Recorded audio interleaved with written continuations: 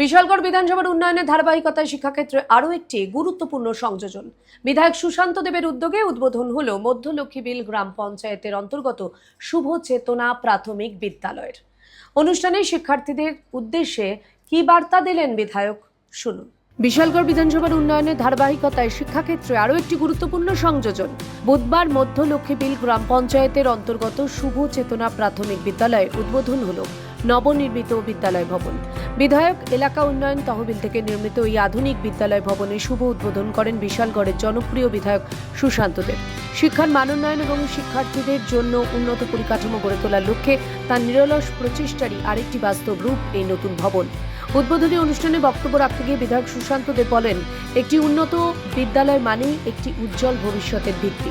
শিক্ষার্থীদের সুন্দর শিক্ষার পরিবেশ নিশ্চিত করতে এবং আগামী প্রজন্মকে আরও এগিয়ে নিয়ে যেতে এই ধরনের উন্নয়নমূলক কাজ ভবিষ্যতেও অব্যাহত থাকবে। নতুন করে শুরু করা অত্যন্ত প্রয়োজন এবং এই কালের বিবর্তনে আমাদের কৃষ্টি সংস্কৃতি হারিয়ে যাচ্ছে।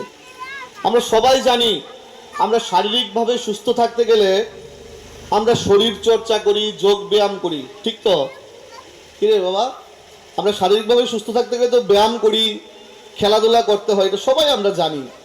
কিন্তু আমরা মানসিকভাবে সুস্থ থাকতে গেলে দেখবেন যারা যারা কম্পিউটার শিখে, নিশ্চয়ই এই স্কুলেও কম্পিউটার প্রশিক্ষক আছে, মানে হার্ডওয়্যার এবং সফটওয়্যার আছে। হার্ডওয়্যার তো আমরা হাতে ঠিক করতে পারি, কিন্তু সফটওয়্যারটা কিন্তু অন্যভাবে ঠিক করতে হয়। আমাদের সফটওয়্যারটা ঠিক রাখতে গেলে আমরা যদি মেন্টালি আমাদেরকে ঠিক রাখতে চাই, আমাদের আধ্যাত্মিক চর্চা, সাংস্কৃতিক চর্চা লাগবে।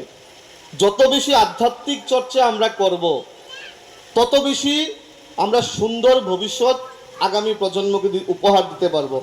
যত বেশি সাংস্কৃতিক চর্চা করবো, আপনারা দেখবেন মন খারাপ থাকলে একটু যদি গান শুনি, ভালো কোনো গান শুনি, তাহলে আমাদের মনটা রিফ্রেশ হয়ে যায়।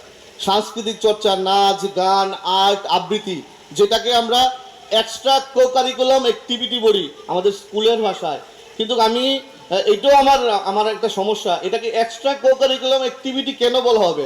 এইটাও পাঠ্যপুস্তকে পড়াশোনার পাশাপাশি এইটাও এক্সট্রা না হয়ে এইটাও যেন আমাদের সিলেবাসে একটা রুল হয়ে যায় যে আমার নাচ গান কিছু একটা করতে হবে।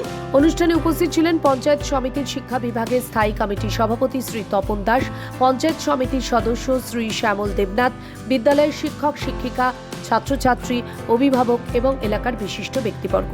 শিক্ষাকে সর্বোচ্চ অগ্রাধিকার দিয়ে বিশালগড়ের প্রতিটি অঞ্চলে উন্নয়নের ধারা অব্যাহত রাখতে প্রতিশ্রুতিবদ্ধ বিধায়ক শ্রী সুশান্ত দেব। নতুন এই বিদ্যালয় ভবন সেই উন্নয়ন যাত্রারই আরেকটি মাইল ফলক বলে সাধুবাদ জানিয়েছেন এলাকাবাসীরা। ত্রিপুরা থেকে দেবাশিস ঘোষের রিপোর্ট, সিএন ত্রিপুরা।